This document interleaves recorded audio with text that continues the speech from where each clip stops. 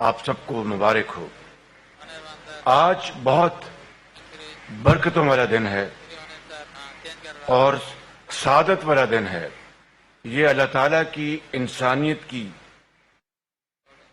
اوپر عظیم مہربانی، رحمت اور عنایت کا دن ہے۔ رحمت خداوندی جب جوش میں آئی اور نبی اکرم صلی اللہ علیہ وسلم کو اس دنیا میں انسانیت کی ہدایت اور فلاح کے لیے بھیجا، آج ہم اس ہستی کو سلام عقیدت پیش کرنے کے لیے یہاں پر حاضر ہیں، جن کی تعریف میں قرآن کریم خود اللہ تعالیٰ فرماتے ہیں، بے شک اللہ تعالیٰ اور اس کے فرشتے آپ صلی اللہ علیہ وسلم پر درود و سلام بھیجتے ہیں۔ تو اے لوگو جو ایمان لائے ہو، تم بھی نبی کریم صلی اللہ علیہ وسلم پر درود و سلام بھیجو۔ حاضرین کرام، نبی آخر زمان کی آمد پاک ایک ایسے دور میں ہوئی تھی جو ظلمت، جہالت کی مثال تھا، جہاں تقسیم در تقسیم تھی اور جہاں پر بے گناہوں کا خون بہانا فخر و اعزاز تھا۔ انسانیت غلامی کی زنجیر میں جکڑی ہوئی تھی۔ خواتین غلاموں کو مال مویشی اور ذاتی جاگیر سمجھا جاتا تھا۔ بچیوں کو زندہ درگور کر دینے کے قابل نفرت رواج رائج تھے اور لوٹ مار باعث ندامت نہ تھی بلکہ بہادری پورے شہر بن کر طلوع ہوئے، اور جس نے بدحال معاشرے کو ایک نئی روپوں کی نئی زندگی طلوع ہوئے، اور جس نے بدحال معاشرے کو ایک نئی روپوں کی نئی زندگی دی۔ آپ نے نبوت صلی اللہ علیہ وسلم کے بلند مقام پر فائز ہونے سے پہلے ایک بد اخلاق معاشرے میں جو تعارف پایا وہ یہ تھا کہ نبی کریم صلی اللہ علیہ وسلم صادق اور امین ہیں، اور اس کے لیے کسی گواہی کی ضرورت نہ تھی۔ آپ کی امانت و دیانت کا یہ عالم ہے کہ جب کفار مکہ نے آپ کے قتل کی مکروہ سازش تیار کی تو اس وقت بھی آپ نے حضرت علی کرم اللہ وجہ الکریم کو امانتیں سونپ کر لوگوں کو واپس پہنچانے کی ذمہ داری دی۔ سبحان اللہ!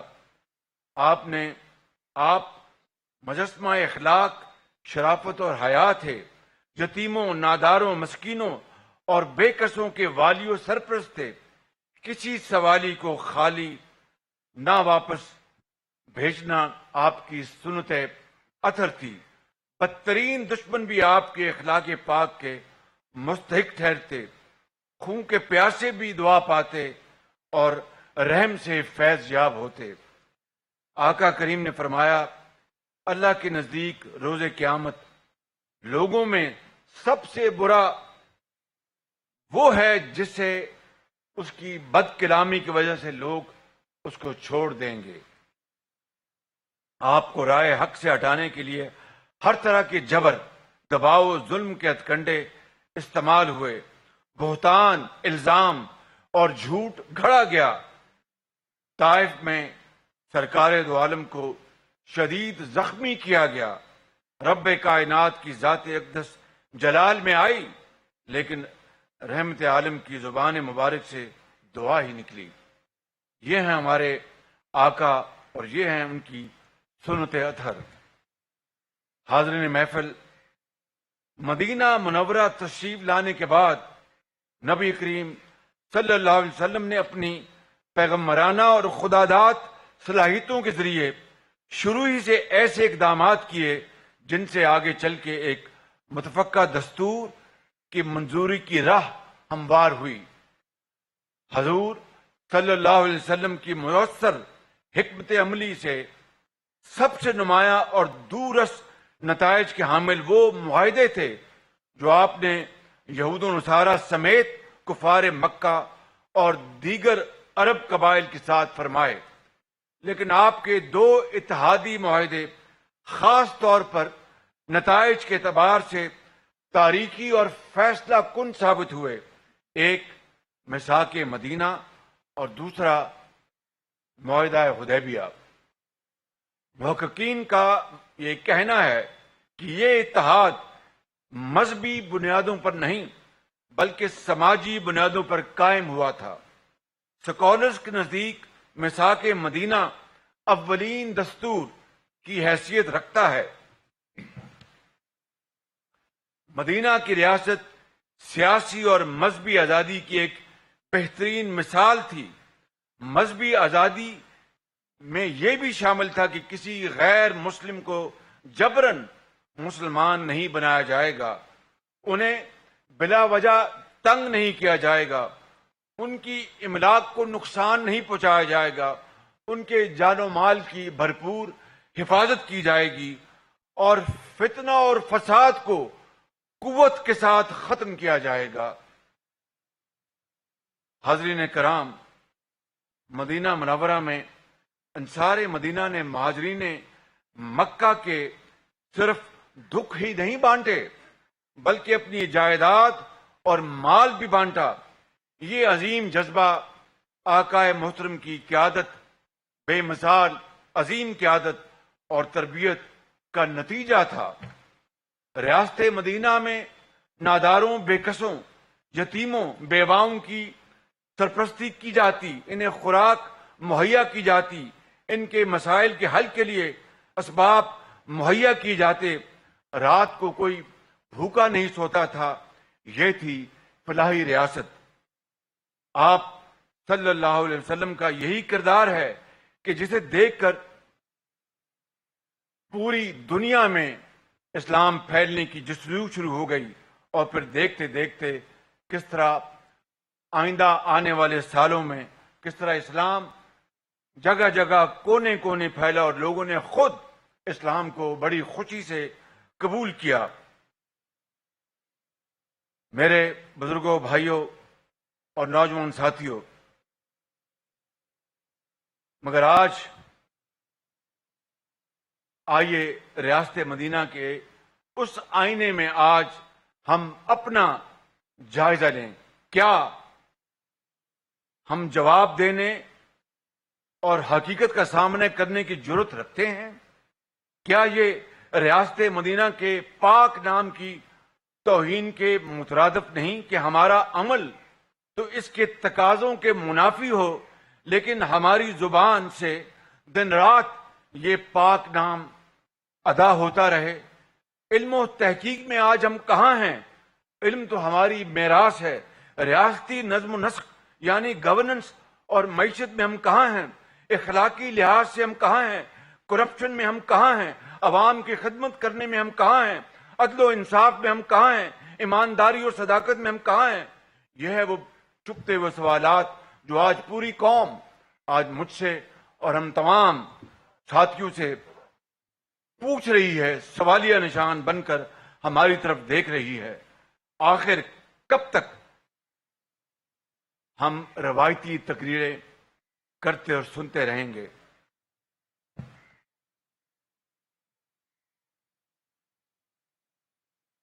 میں بڑے ادب سے یہ آج یہاں پر ان عظیم علماء کی خدمت میں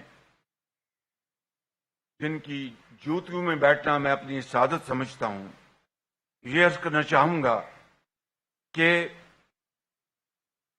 مثال ریاست مدینہ کی، لیکن عام شہری تو دور، عدالت اور جج کو بھی ہم جواب دینے پر تیار نہ ہوں۔ کوئی حساب مانگ لے تو اس پر رقیق حملے کریں۔ کیا عدل و انصاف کے تقاضے آج وہی ہیں جو ریاست مدینہ میں تھے؟ کیا طاقت اور کمزور واقعی قانون کے نیچے ہیں؟ ریاست مدینہ میں قانون کے سامنے سب برابر تھے۔ کیا ہمارے معاشرے میں عدل کے سامنے سب برابر ہیں؟ بہتان، جھوٹ اور تہمتیں لگا کر مخالفین کو ناحق قید خانوں میں ڈال دیا جائے، کیا یہ طرز عمل ریاست مدینہ کے کسی ماننے والے کا ہو سکتا ہے؟ قوم کے اتحاد کو پارا پارا، معاشرتی تانے بانے کو ادھیڑ کر رکھ دیں اور باتیں ریاست مدینہ کی۔ آج مخالفین کے لیے ایسے ایسے الفاظ بولے جاتے ہیں کہ عقل برتائے حیرت میں رہ جاتی ہے۔ آج 3 کروڑ 30 لاکھ سیلاب متاثرین تباہی و بربادی کی خاموش تصویر بنے ہوئے ہیں۔ کیا ہمارا جذبہ اور اثار انصار مدینہ والا ہے؟ آج بھی بعض لوگ سیلاب زدگان کو اپنے گھروں میں آباد کاری سے زیادہ انہیں اپنی سیاست پیاری ہے۔ وہ وقت بانٹنے کو تیار نہیں، وسائل تقسیم کرنے کو تیار نہیں۔ میرا گھر تو ریگولرائز ہو جائے اور دیگر گھر گرا دیے جائیں، کیا یہ ریاست مدینہ میں ممکن تھا؟ بیت المال یا توشہ خانہ ذاتی کمائی کا ذریعہ بن جائے، کیا ریاست مدینہ میں اس کا تصور تھا؟ دستور کو نہ ماننے، قانون کو نہ مانے، عدالت کو نہ مانے، کیا ریاست مدینہ میں اس کا تصور ہو سکتا تھا؟ حاضرین محفل، ریاست مدینہ نے لوگوں کے معاشی بوجھ ختم کیے۔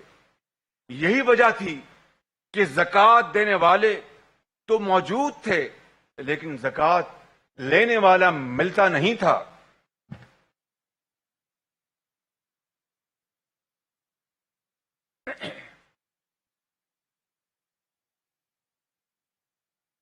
ریاست مدینہ میری نظر میں تبھی بن سکتی ہے جب ہم سیرت طیبہ اور اصحاب پاک کے نقش قدم پر چلیں۔ یہ وطن عزیز بڑی قربانیوں سے حاصل ہوا ہے۔ دستور سے ہٹتے ہوئے اسے گمراہ کن نظریات، انتشار اور فساد سے بچانا ہوگا۔ ایمان، اتحاد اور تنظیم کے سبق پر واپس آنا ہوگا۔ اللہ تعالیٰ نے ہمیں آزادی کی نعمت اور پاکستان کی شکل میں ایک نادر موقع عطا فرمایا ہے۔ اسے ضائع نہ کریں، اس کی قدر کریں۔ قرآن و سنت کی رہنمائی میں وہ فلاحی نظام تشکیل دیں جو ریاست مدینہ کے ثمرات انسانیت میں تقسیم کرے۔ عدالتی نظام، گورننس کو ٹھیک کریں، عوام کے لیے معاشی آسودگی لے کے آئیں اور قومی وسائل کی تقسیم صرف اور صرف انصاف کی بنیاد پر کی جائے۔ لوگوں کو سستا اور مفت علاج اور تعلیم کے ذرائع مہیا کریں۔ بیوہ اور یتیم کا حق ان کو ہر صورت دلوائیں۔ ایک دوسرے کا احترام کریں، سلیقے اور ادب سے مکالمہ کریں جیسا آقا کریم نے ہمیں حکم دیا تھا۔ اور ہمیں نہیں بھولنا چاہیے کہ عوام کو تو دھوکہ دیا جا سکتا ہے لیکن ایک دن ہم نے بارگاہ الہی میں حاضر ہونا ہے، جہاں شافع محشر نبی کریم صلی اللہ علیہ وسلم موجود ہوں گے۔ انہیں ہم کیا جواب دیں گے اور ان کو ہم کیا اپنا چہرہ دکھائیں گے؟ میں سمجھتا ہوں کہ یہی وہ سوال ہے جو آج اس شاندار اور بابرکت محفل میں ہمیں سب اپنے گریبانوں میں جھانکنا ہے اور اس کا جواب تلاش کرنا ہے۔ محسن انسانیت اور ان کی آل پر لاکھوں کروڑوں درود و سلام۔ سلام اس پر کہ جس نے بے کسوں کی دستگیری کی، سلام اس پر کہ جس نے بے کسوں کی دستگیری کی، سلام اس پر جس نے بادشاہی میں فقیری کی، سلام اس پر کہ جس کے گھر میں چاندی تھی نہ سونا تھا، سلام اس پر کہ جس کے گھر میں چاندی تھی نہ سونا تھا، سلام اس پر کہ ٹوٹا بوریا جس کا بچھونا تھا۔ اور سلام اس پر کہ جس نے خون کے پیاسوں کو کبائیں دیں.